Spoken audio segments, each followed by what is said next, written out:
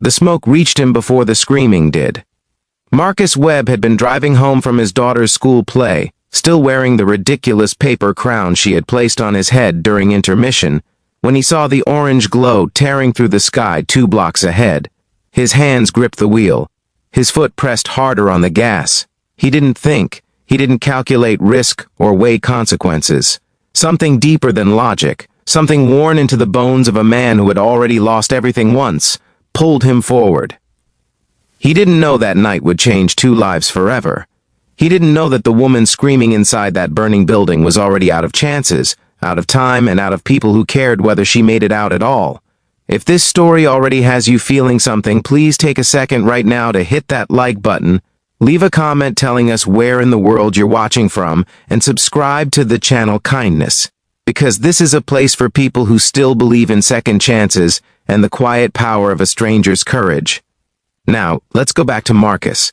Marcus was 43 years old, and he looked every single year of it. There were creases around his eyes that hadn't been there 5 years ago, before the accident that took his wife, before the hospital bills, before the nights he sat at the kitchen table after his daughter Lily fell asleep, staring at a cup of cold coffee and wondering how a man is supposed to keep going when the gravity of grief makes every single morning feel like climbing a mountain with no shoes.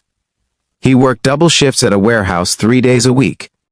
He packed Lily's lunches with little hand-drawn notes tucked inside because he remembered his wife used to do it, and he wasn't willing to let that tradition die with her. He coached Lily's weekend soccer team not because he knew anything about soccer, but because the other kids needed a father figure on that field, and he knew what it felt like to need someone who simply showed up. Marcus Webb was exhausted in the way that only single parents understand. Not just tired in the body, but tired somewhere behind the eyes, in a place sleep can't reach. But exhaustion has never once stopped a good man from running toward a fire. He pulled the car to the curb, yanked the door open, and ran. The building was a small event hall, the kind that rents out for weddings and birthday parties and retirement celebrations, and it was burning from the inside out, the windows already glowing amber, the front door hanging open with black smoke pouring out of it like a river moving the wrong direction. A small crowd had gathered on the sidewalk, faces pale and frozen, everyone watching and no one moving. Marcus heard the sirens in the distance, too far. He heard the screaming, too close to ignore. He pulled his jacket over his face and went inside.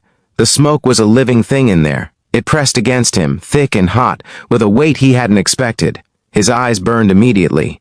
He dropped low the way he'd seen in a safety video years ago, and he moved through the entrance hallway, past toppled floral arrangements and a sign that read, "Congratulations, Olivia and Daniel," in gold cursive letters. The irony of those words would only hit him later. At that moment, all he could follow was the sound. A woman crying, not screaming anymore, just crying.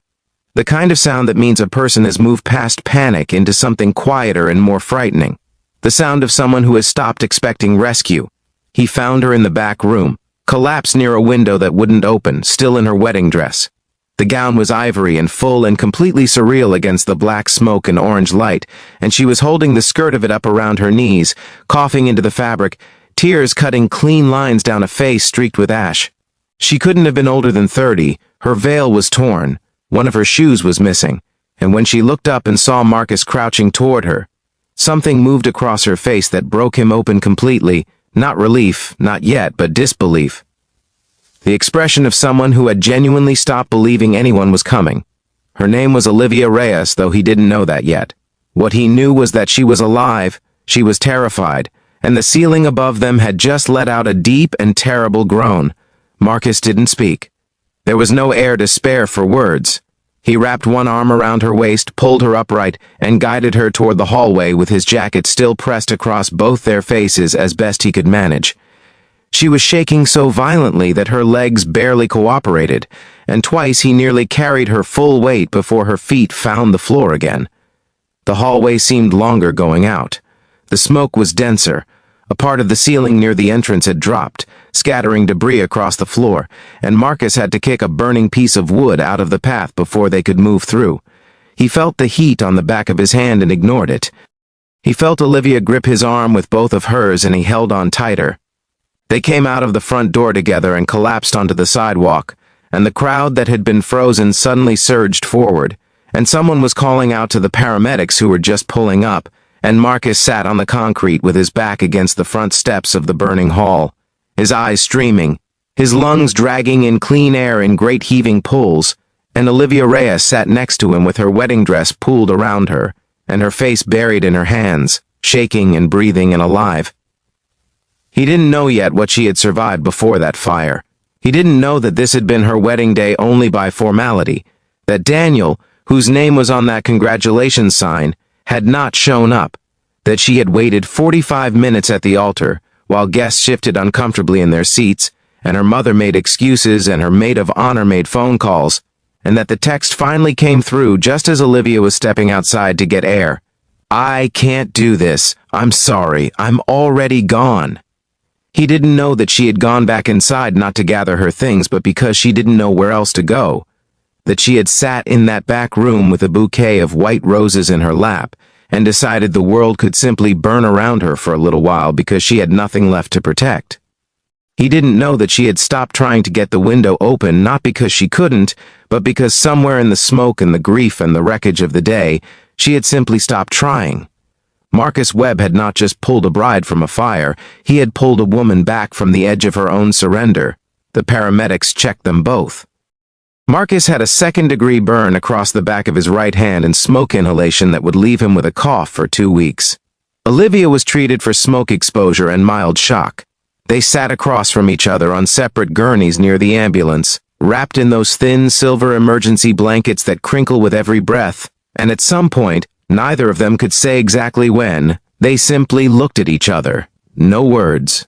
Just two people who had both been broken down to something essential, something honest, something underneath the performance of everyday life.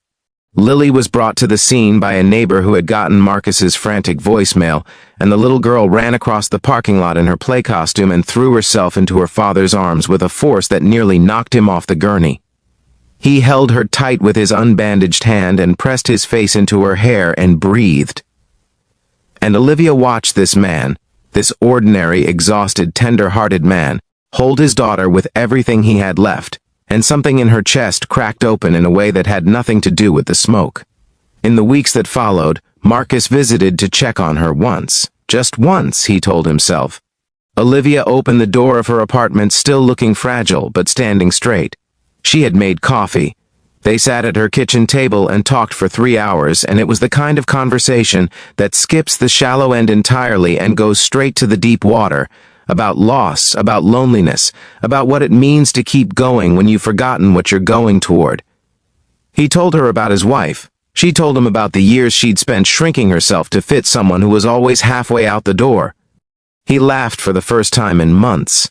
She cried, but differently this time. Not from despair, but from the relief of being seen.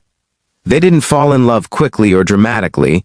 It happened the way real things happen, slowly, imperfectly, between school pickups and shared Sunday dinners, and the afternoon Lily grabbed Olivia's hand in a grocery store and announced, loudly enough for the entire cereal aisle to hear, that she had decided Olivia had nice eyes. It happened in the ordinary spaces of ordinary life, where the real miracles always live. Marcus Webb never thought of himself as anyone's hero. He was just a tired man in a paper crown who heard someone crying and couldn't drive past. But sometimes that is exactly what heroism looks like. Not grand or polished, just a person who decides in one small and terrifying moment to turn toward the fire instead of away from it. And Olivia Reyes, who had stopped trying to open a window, learned something that smoke-filled evening that she would carry for the rest of her life. That hope doesn't always announce itself.